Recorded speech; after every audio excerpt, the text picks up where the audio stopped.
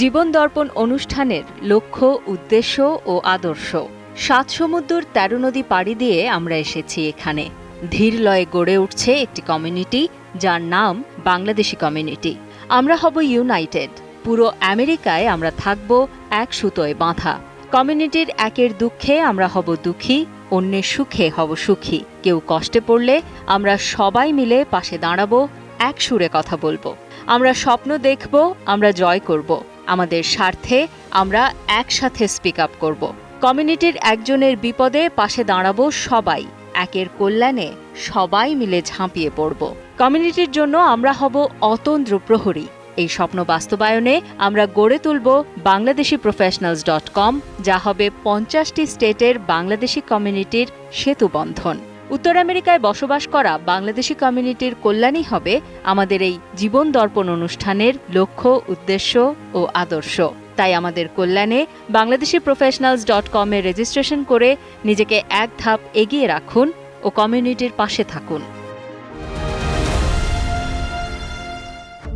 Solvian take, new ইয়র্কের একমাত্র complete Bangladeshi IT firm, যাদের স্পেশালিটির মধ্যে রয়েছে web development, application development, digital marketing এবং সব ধরনের অফিস আইটি সাপোর্ট সার্ভিসেস।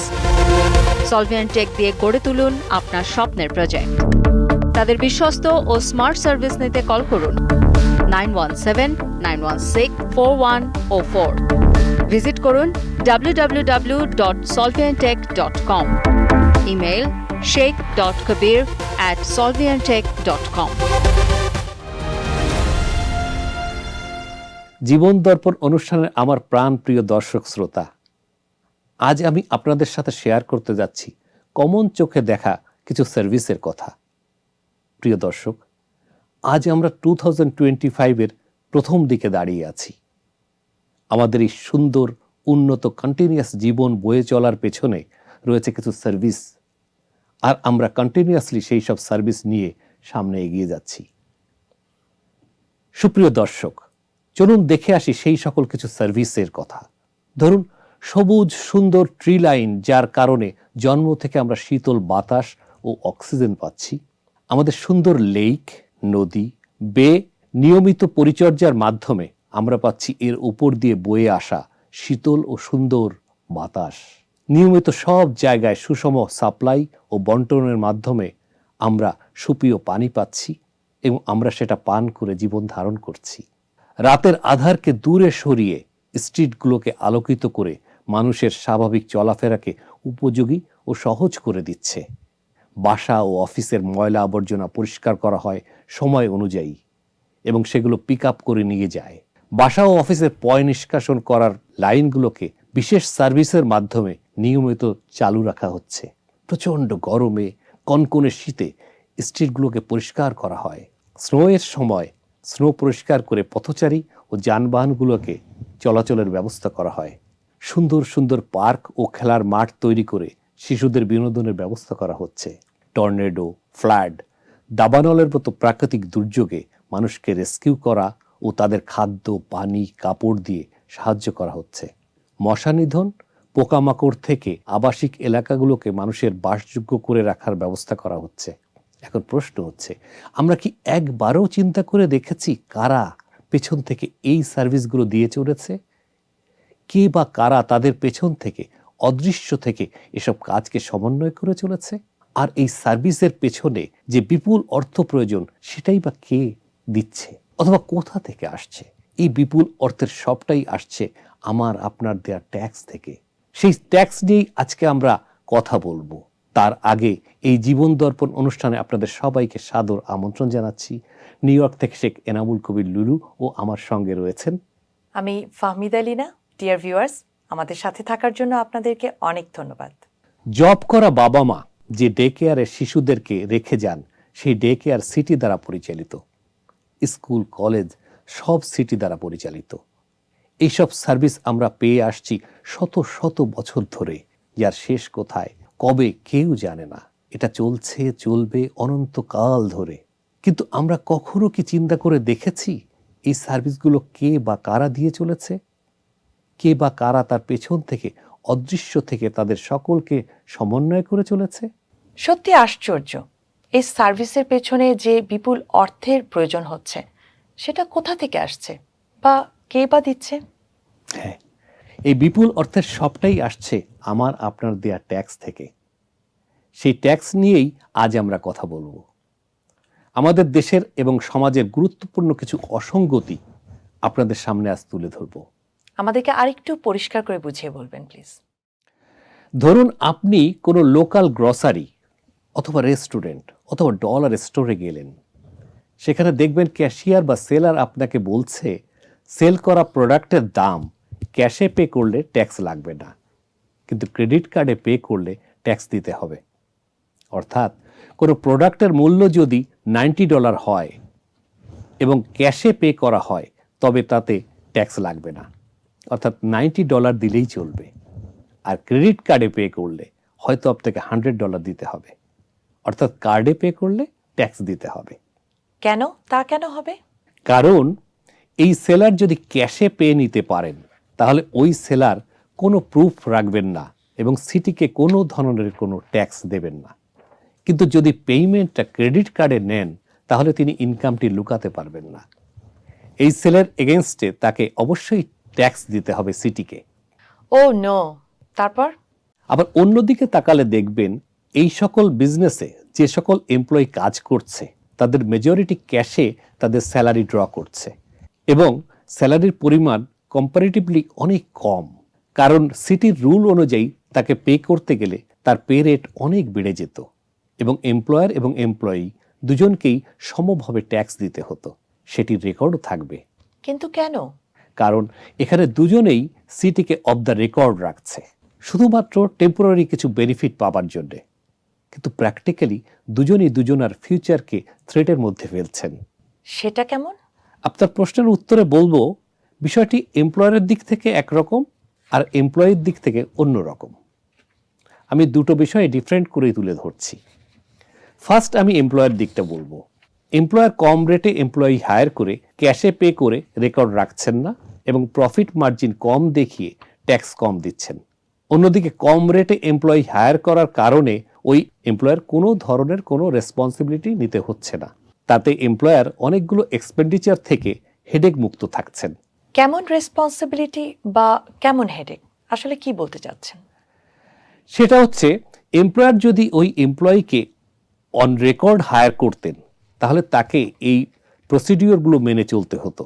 যেমন ধরুন, অবশ্যই সিটি নির্ধারিত মিনিমাম ওয়েজ দিতে হতো।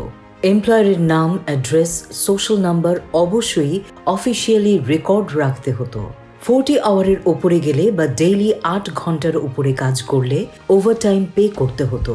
এমপ্লয়ারের ইচ্ছা অনুযায়ী তাকে স্ক্রিম বা ফায়ার করতে পারতেন না। এমপ্লয়ির সংখ্যা অনুযায়ী অ্যাক্সিডেন্ট ইন্স্যুরেন্স ম্যান্ডেটরি পারচেজ করতে হতো। আনএমপ্লয়েড ইন্স্যুরেন্স ম্যান্ডেটরি পারচেজ করতে হতো। এমপ্লয়ি সিক থাকলে পেইড অফ দিতে হতো। এমপ্লয়ের ওয়ার্ক প্লেসে অ্যাক্সিডেন্ট হলে ম্যান্ডেটরি ড্যামেজ দিতে হতো। সিপিএ দ্বারা কোয়ার্টারলি অডিট রিপোর্ট তৈরি করতে হতো, যা ম্যান্ডেটরি। বিজনেসের কোম্পানি রেজিস্ট্রেশন করতে হতো। আচ্ছা, আমাদেরকে একটু বুঝিয়ে বলবেন, এমপ্লয়ার যদি city rules and regulation follow করে এবং ট্যাক্সও পে করে থাকে তাহলে সেক্ষেত্রে সে কি ধরনের বেনিফিট পেতে পারে? দেখুন, সবটা তো আমি বলতে পারবো না। এজন্য একজন সিপিএ অর্থাৎ চার্টার্ড অ্যাকাউন্টেন্ট আরো অনেক ভালো করে বলতে পারবেন। শুধু আমি এটুকু বলতে পারি, এই মডার্ন আমেরিকাতে পরিশ্রম আর অনেস্টি থাকলে আপনার সুন্দর ফিউচার আপনার হাতের মুঠোয়। আর আপনি অনেস্ট না হয়ে শর্টকাটে বিজনেস করতে চাইলে বা ট্যাক্স ফাঁকি দিতে চাইলে টুডে আর টুমরো জেলে আপনাকে যেতেই হবে, অর্থাৎ ফিউচার অন্ধকার। ডিয়ার ভিউয়ার্স, ছোট্ট একটি বিরতিতে যাচ্ছি, কোথাও যাবেন না, আমাদের সঙ্গেই থাকবেন প্লিজ। সলভিয়ান টেক নিউ ইয়র্কের একমাত্র কমপ্লিট বাংলাদেশি আইটি ফার্ম, যাদের স্পেশালিটির মধ্যে রয়েছে web development, application development, digital marketing এবং সব ধরনের office IT support services. Solvian tech দিয়ে গড়ে তুলুন আপনার স্বপ্নের প্রজেক্ট। তাদের বিশ্বস্ত ও স্মার্ট সার্ভিস নিতে কল করুন 917-916-4104। ভিজিট করুন www.solviantech.com। Email sheikh.kabir@solviantech.com। আবারও স্বাগত জীবন দর্পণ অনুষ্ঠানে। আমাদের সাথে থাকার জন্য আপনাদেরকে অনেক ধন্যবাদ। আচ্ছা, বুঝলাম যারা ক্যাশে কাজ করেন তাদের ফিউচার সুযোগ সুবিধাগুলো কি একটু বুঝিয়ে বলবেন। প্রথমে আমি বলতে চাই এমপ্লয়ি কেন ক্যাশে পেমেন্ট পছন্দ করে এবং তার মধ্যে কি কি সুবিধা তারা নিচ্ছেন। দেখুন, সপ্তাহ শেষে কম রেট হলেও পেমেন্টটি ক্যাশে হাতে পাচ্ছেন এবং ইনকামের এগেনস্টে কোনো ধরনের কোনো ট্যাক্স দিতে হচ্ছে না। এর অপোজিটে এমপ্লয়ি যদি অন বুক কাজ করতেন তাহলে কাজ শেষ হওয়ার পরপরই পেমেন্টটা পেতেন না। 1 সপ্তাহ বা 2 সপ্তাহ হাতে রেখে ট্যাক্স কেটে তাকে চেক পেমেন্ট করা হতো। তাতে এমপ্লয়ির চেক, ব্যাংক ডিপোজিট এবং উইথড্রল সব মিলিয়ে ক্যাশ করতে আরও কয়েকদিন সময় লেগে যেত। এছাড়া এমপ্লয়ারের প্রতি এমপ্লয়ির কোনো ধরনের কোনো অবলিগেশন থাকবে না যে তাকে কাজে আসতেই হবে, সবসময় সময় অনুযায়ী আসতে হবে, এমন কোনো অবলিগেশন থাকছে না। সবচেয়ে বড় সুবিধা যেটা, সেটা হলো দুটি উপায়েই গভর্নমেন্টের ক্ষতি করে পার্সোনালি অনেক বেনিফিটেড হচ্ছেন। যেমন ক্যাশে ইনকাম করার কারণে এই ইনকামটি খুব কম দেখিয়ে ইয়ার শেষে ট্যাক্স ফাইল করছে, সে কারণে তাকে তেমন কোনো ইনকাম ট্যাক্স দিতে হচ্ছে না। অন্যভাবে ট্যাক্স ফাইল কম এবং বাচ্চাদের ডিপেন্ডেন্ট দেখাবার কারণে, লো ইনকাম হওয়ার কারণে অনেকটা অর্থ ট্যাক্স রিটার্ন হিসাবে ফেরত পাচ্ছেন।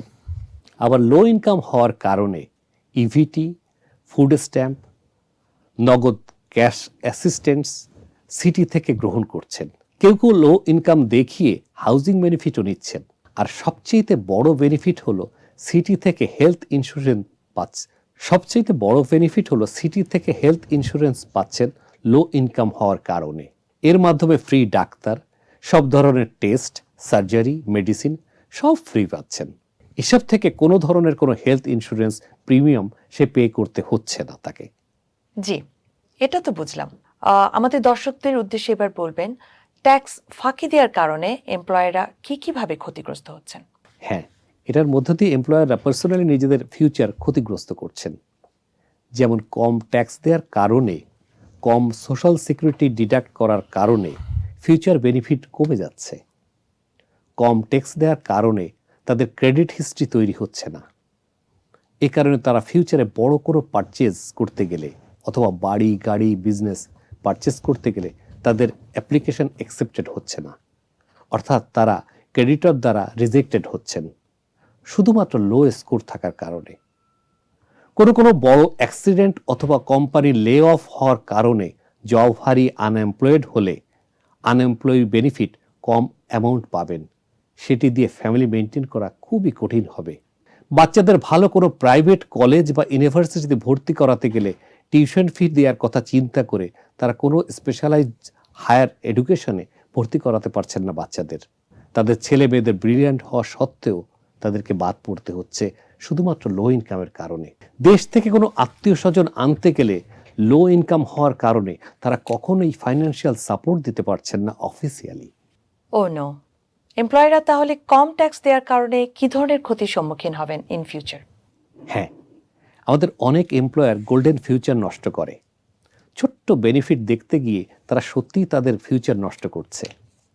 যেমন একজন এমপ্লয়ার তার অনেক এমপ্লয়ি থাকার কারণে অনেক ধরনের ইন্স্যুরেন্স পারচেজের মাধ্যমে এমপ্লয়ারের salary, office rent, utility bill সহ অনেক ধরনের খরচের ভাউচার সিপিএর মাধ্যমে দেখিয়ে ট্যাক্স বেনিফিট নিতে পারেন। বিজনেসের টার্ন ওভার অনেক থাকলে সিটি অথবা ব্যাংক থেকে খুব কম ইন্টারেস্টে অথবা জিরো ইন্টারেস্টে দীর্ঘ মেয়াদি লোন নিতে পারেন। কোনো ধরনের টর্নেডো, ফ্লাড বা দাবানল জাতীয় কোনো প্রাকৃতিক দুর্যোগে বা অ্যাক্সিডেন্ট বিমার সুযোগ নিতে পারেন। কোনো ধরনের প্যান্ডামিকের কবলে পড়লে মিলিয়ন ডলার লো ইন্টারেস্টের লোন অথবা নন রিফান্ডেবল লোন নিতে পারেন। বিজনেসের প্রয়োজনে বাড়ি, গাড়ি, ভ্যান, মেশিনারিজ, ফার্নিচারের জন্য খুব কম ইন্টারেস্টে লং টার্ম লোন নিতে পারেন।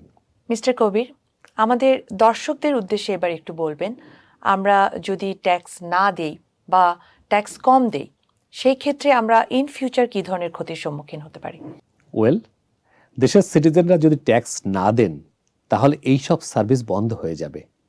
বন্ধ হয়ে যাবে এই সব সার্ভিস দেওয়ার জন্য যেসব অর্গানাইজেশন গড়ে উঠেছে সেগুলো। এতে যেমন আমেরিকার একটি বিগ অবকাঠামো বন্ধ হবে, তেমনি এর সাথে ইনভলভ মিলিয়ন মিলিয়ন মানুষ আনএমপ্লয়েড হয়ে পড়বে। দেশে দেখা দেবে ইনস্টেবিলিটি। স্লোলি সোসাইটির একটা ক্লাস পুয়ার হয়ে পড়বে। আপনার আমার ট্যাক্সের অর্থে গতকাল যে অর্গানাইজেশন খুব ভালো চলছিল তা হয়তো আজ শাটডাউন হয়ে যাবে। সেখানে যে সকল এমপ্লয়ি জব করত তারা আনএমপ্লয়েড হয়ে পড়বে। এই সকল অর্গানাইজেশন থেকে যে ইমার্জেন্সি সার্ভিস প্রোভাইড করা হতো তা থাকবে না। আর এসব সার্ভিস না থাকলে অনেক কিছুরই এক্সিস্টেন্স থাকবে না। আসলে ইনকাম ট্যাক্স না দিলে সোসাইটির কি কি ক্ষতি হতে পারে তার কথা বলে শেষ করা যাবে না। ওয়েল, আমি একটু নড়ে চড়ে বসলাম, তাহলে আমাদের দর্শকদেরকে আর একটু বুঝিয়ে বলবেন। দেখুন, 300 বিলিয়ন যে দেশের পপুলেশন, যে দেশ ওয়ার্ল্ডের সবচেয়ে উন্নত, সে দেশ চালাতে তার প্রতিবেশী ও বন্ধু দেশকে সাহায্য দিতে অনেক বেশি এক্সপেন্স করতে হয়। এই এত বড় এক্সপেন্ডিচার কোথা থেকে পায়? আপনি আমি যে ট্যাক্স দেই তার মাধ্যমে গভর্নমেন্টকে সিভিল অপারেশন চালাতে হয়। নিশ্চয়ই মিস্টার কবির, আমি জানি আমেরিকার গভর্নমেন্টের অনেকগুলো ওয়েলফেয়ার প্রজেক্ট আছে, আমাদেরকে এগুলো সম্পর্কে একটু বলবেন। Smart question. দেখুন, আমেরিকাতে ফেডারেল গভর্নমেন্টের অনেক রকম ওয়েলফেয়ার প্রজেক্ট রয়েছে, যেমন এমপ্লয়মেন্ট প্রোগ্রাম, হাউস লোনের সাবসিডি, কুকিং গ্যাসের সাবসিডি, পেনশন স্কিম থেকে শুরু করে সোসাইটির অনেকগুলো প্রজেক্ট মিলিয়ন মিলিয়ন মানুষ বেনিফিটেড হন। এই সকল প্রজেক্ট সাকসেসফুলি চালিয়ে নেওয়ার জন্য বিলিয়ন বিলিয়ন ডলার দরকার, আর এর সবটাই আসে আমার আপনার ইনকাম ট্যাক্স থেকে। ডিয়ার ভিউয়ার্স, আমরা এতক্ষণ ইনকাম ট্যাক্স বেনিফিট নিয়ে আলোচনা করছিলাম। সেটির ভালো দিক নিয়ে আলোচনা করতে গেলে চলতেই থাকবে, শেষ হবে না। একটি কথা বলি, আমাদের মনের মধ্যে সব সময় যদি একটি ইন্টেনশন কাজ করে, যেখানে কাজ করি না কেন, যে সেক্টরেই কাজ করি না কেন, যে স্পটেই কাজ করি না কেন, আমাদের উদ্দেশ্য আদর্শ হবে হেল্প হেল্প হেল্প। মানুষকে হেল্প করা, দেশকে হেল্প করা, আমাদের কমিউনিটিকে হেল্প করা। তাহলে আমাদের কমিউনিটির কেউ আর পেছনে পড়ে থাকবে না। আগামী দিনের ভোটটি আরও রঙিন হোক, আমাদের সবার জীবন এবং আমাদের কমিউনিটির জীবন হয়ে উঠুক উন্নত থেকে উন্নততর। এই কামনায় আমি শেখ এনামুল কবির লুলু, আমি ফাহমিদা লীনা, আগামী পর্ব দেখার আমন্ত্রণ জানিয়ে এখানেই বিদায় নিচ্ছি। ধন্যবাদ। সলভিয়ান টেক, নিউ ইয়র্কের একমাত্র কমপ্লিট বাংলাদেশি আইটি ফার্ম, যাদের স্পেশালিটির মধ্যে রয়েছে web development, application development, digital marketing এবং সব ধরনের office IT support services. Solvian tech দিয়ে গড়ে তুলুন আপনার স্বপ্নের প্রজেক্ট। তাদের বিশ্বস্ত ও স্মার্ট সার্ভিস নিতে কল করুন 917-916-4104। ভিজিট করুন www.solviantech.com। Email sheikh.kabir@solviantech.com।